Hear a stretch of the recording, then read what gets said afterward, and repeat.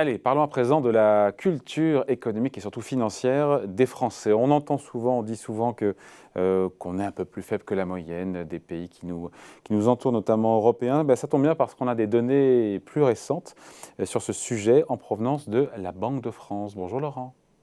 Bonjour David. Laurent Grassin, directeur de la rédaction de Boursorama. La Banque de France donc qui mène son enquête c'était cet été sur la culture financière des Français.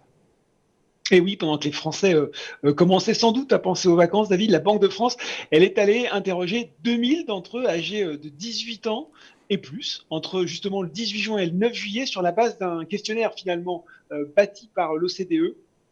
Un questionnaire qui aborde au final des thèmes assez différents entre sujets de connaissances financières et d'autres portant plus sur des comportements de la vie quotidienne, comportements d'épargne notamment. Bon, ouais, éviter de tourner autour du pot, Laurent, on s'en sort bien ou pas globalement parce qu'en général, on dit qu'on ne fait pas des étincelles, hein. Oui, alors vous savez, Sans c'est un tomber peu dans la période l'autoflagellation des, non plus, hein. Alors, c'est un peu la période de bulletin scolaire en ce moment, hein. Je pense que vos enfants vous ramènent les leurs. Alors, on a reçu le livret d'épargnant de l'épargnant français. Alors, si on devait donner une note, ce serait passable, mais en légère amélioration. Donc, passable, c'est pas nul non plus. C'est pas flamboyant non plus. Si on rentre dans le détail, en fait, on a trois sous-scores qui évaluent les connaissances financières, l'attitude, on va dire, et le comportement financier, et qui permettent d'aboutir à un résultat global de culture financière. Alors on va prendre, si vous voulez, roulement de tambour, les différents sous-scores les uns après les autres. Alors le score de connaissance financière, on est à 4,6 sur 7. C'est dans la moyenne de l'OCDE. C'est relativement stable d'une année sur l'autre et c'est un score qui varie essentiellement, ça ne va pas être une surprise David, selon l'âge et les catégories socio-professionnelles. Score d'attitude financière, on est à 3 sur 5, là aussi dans la moyenne de la CDE. Score de comportement financier, on a 5,4 sur 9. Et finalement, sur ce score, on va dire global d'éducation financière, on est à 13 sur 21, soit 61,8 sur 100. Et là aussi, finalement, voilà, on est au milieu, quoi. On est au milieu. Bon, et quand on se compare encore une fois à nos voisins, ça donne quoi?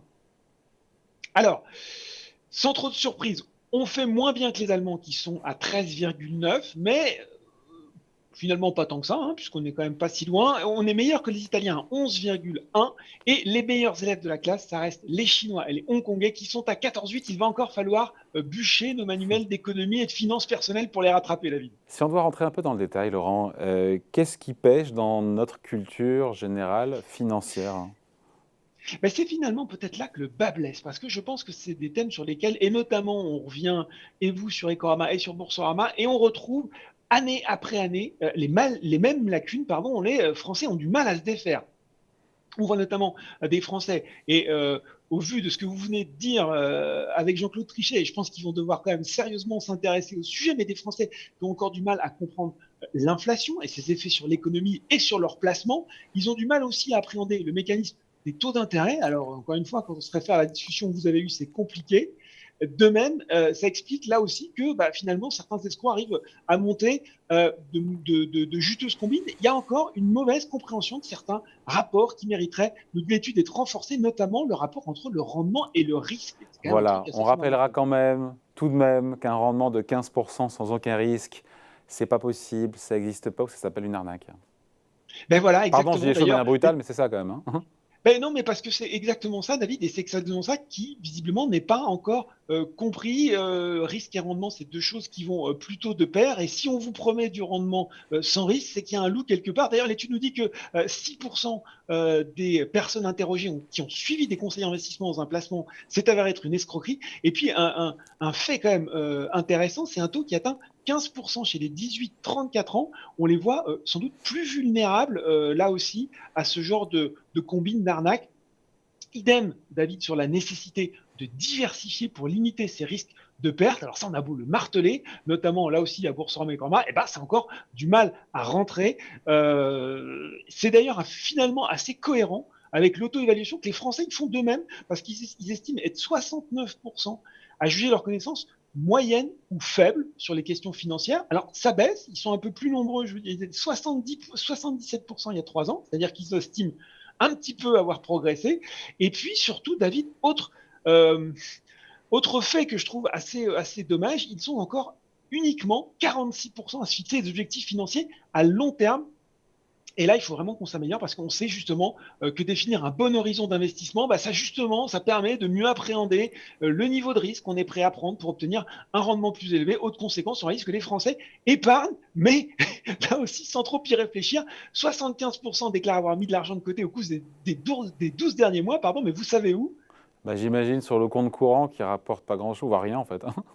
Et voilà, non mais c'est ça qui est dingue. Effectivement, sur le compte courant, il y a eu cette stat là aussi de la Banque de France qui nous expliquait que les dépôts à vue avaient dépassé le seuil des 500 milliards Ouais. d'euros fin juillet. Et les gens, ils placent leur épargne, où ça, David? Sur le livret d'épargne, sur le compte courant, sans d'ailleurs même savoir ce que ça pourrait leur rapporter. Alors sur le compte courant, on leur dit, hein, ça rapporte rien. Mais sur le livret A, seul 31% des personnes interrogées connaissaient le taux du livret A. Ça veut sans doute dire ça, David, très concrètement, qu'ils ne choisissent pas les bonnes enveloppes les plus adaptées pour faire fructifier leur épargne. On peut penser à l'assurance vie ou de nouvelles enveloppes comme le PER, le plan d'épargne retraite. Bon, est-ce que ça veut dire qu'aujourd'hui encore, les Français sont mal informés en matière, encore une fois, d'économie et de finances et d'épargne?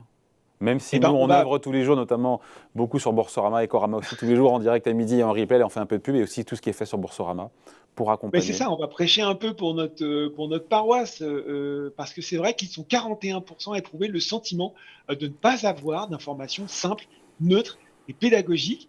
Et comme vous l'avez dit, il y en a un certain nombre sur Boursorama, sur Ecorama, qui viennent sur le site. Et puis surtout, on va peut-être finir sur ce chiffre, 80% estiment qu'il faudrait une éducation financière à l'école. Et là, j'ai envie de dire aussi, qu'est-ce qu'on attend? Qui nous appelle, hein, David, vous et moi, on est prêt à aller donner des conférences s'il le faut, de retourner à l'école pour enseigner un petit peu tout ça. On ferait une belle paire tous les deux, hein. Allez, merci beaucoup Laurent. Donc voilà, Merci, cette étude David. qu'on peut retrouver, j'imagine, sur le site de la Banque de France, hein. Étude sur On peut la... retrouver sur les sites. Ouais, exactement. Et puis on mettra le lien aussi en dessous de la vidéo quand elle sera en replay tout à l'heure. Super. Merci beaucoup Laurent. Bonne journée. Merci. Ciao.